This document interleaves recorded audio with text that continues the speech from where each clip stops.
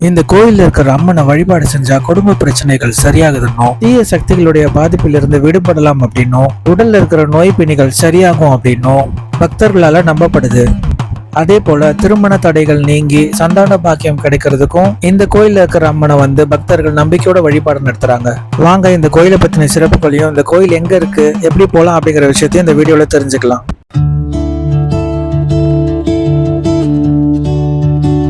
ரேணுகாம்பாள் அம்மன். நிறைய பேருக்கு படவேடு அம்மன் சொன்னா இன்னும் கிளியரா தெரியும். திருவண்ணாமலை மாவட்டம் ஆற்காடுக்கு பக்கத்திலே இருக்கிற படவேடு கிராமத்துல தான் இந்த கோயில் அமைஞ்சிருக்கு. ஆற்காட்டுல இருந்து 20 கிலோமீட்டர் தொலைவிலையும், வேலூர்ல இருந்து 30 கிலோமீட்டர் தொலைவிலையும் இந்த கோயில் அமைஞ்சிருக்கு.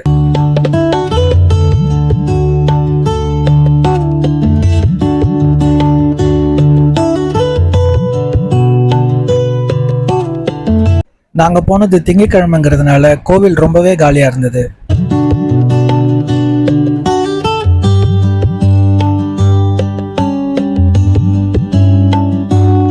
இந்த ரேணுகாம்பாள் தாயாருக்கு ஒரு புராண கதை இருக்குங்க. அதை சுருக்கமா பார்க்கலாம். ரேணுகா அப்படிங்கிற ஒரு நாட்டோட அரசர் ஒரு வேள்வியை செய்யறாரு. அந்த வேள்வியின் மூலயமா நெருப்புல இருந்து உருவானவங்க தான் ரேணுகாம்பாள் தாயார். அந்த அரசர் தன்னோட மகளான ரேணுகாம்பாளுக்கு ஜமதக்கினி அப்படிங்கிற ஒரு முனிவருக்கு மனம் முடிச்சு வைக்கிறாரு.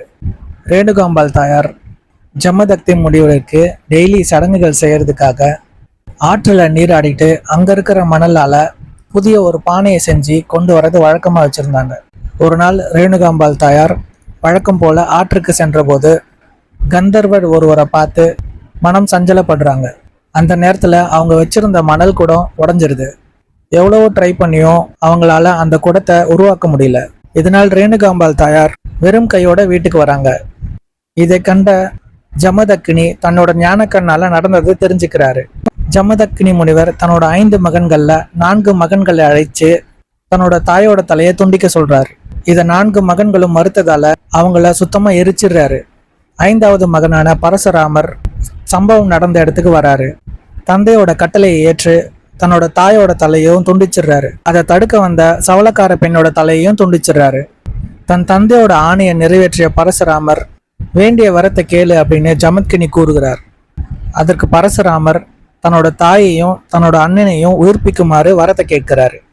ஜமக்கினியும் பரசுராமருடைய கோரிக்கையை ஏற்று ஆற்று நீரை மந்திரிச்சு தன்னோட மகனிடம் கொடுக்குறாரு. தலையையும் உடலையும் ஒன்னா சேர்த்து வச்சா உயிர் வந்துடும் சொல்றாரு. ஆனா பதட்டத்துல பரசுராமர் தன்னோட தாயோட உடலையும் சவளைக்காரியோட தலையையும் மாற்றி வச்சிடுறாரு. இதனால சவளைக்காரியோட தலையோட இந்த ரேணுகாம்பாள் கோயில்ல ரேணுகாம்பாள் தாயார் குடிக்கொண்டதாக கருதப்படுது.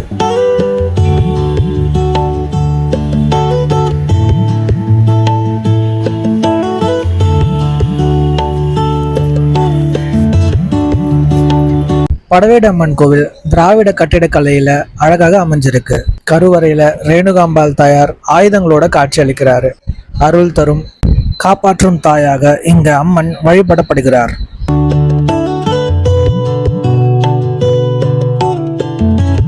இந்த படவேடு அம்மன் கோயில்ல வேண்டுதல் வச்சு பொங்கல் வைக்கிறவங்க, அன்னதானம் பண்றவங்க, முடி காணிக்கை செலுத்துறவங்கன்னு பல்வேறு பக்தர்கள் நேர்த்தி கடனை செலுத்துறாங்க.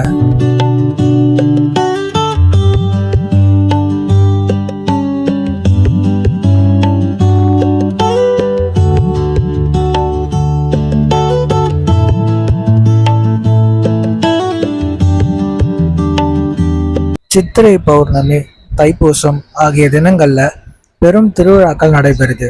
ஆண்டுதோறும் நடைபெற தேர் திருவிழால ஆயிரக்கணக்கான பக்தர்கள் பங்கு பெறாங்க. வெள்ளிக்கிழமைகள்லயும் அமாவாசைகள்லயும் இந்த கோயில்ல சிறப்பு பூஜைகள் நடைபெறுது.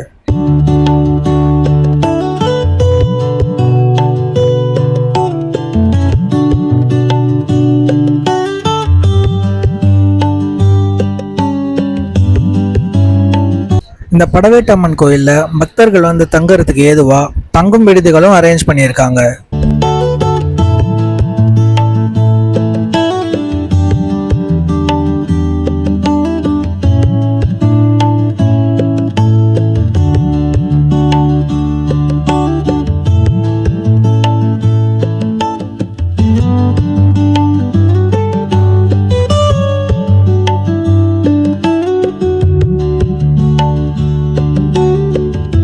இந்த வீடியோ பிடிச்சிருந்துச்சுன்னா லைக் பண்ணுங்க, கமெண்ட் பண்ணுங்க, உங்க ஃப்ரெண்ட்ஸுக்கு ஷேர் பண்ணுங்க.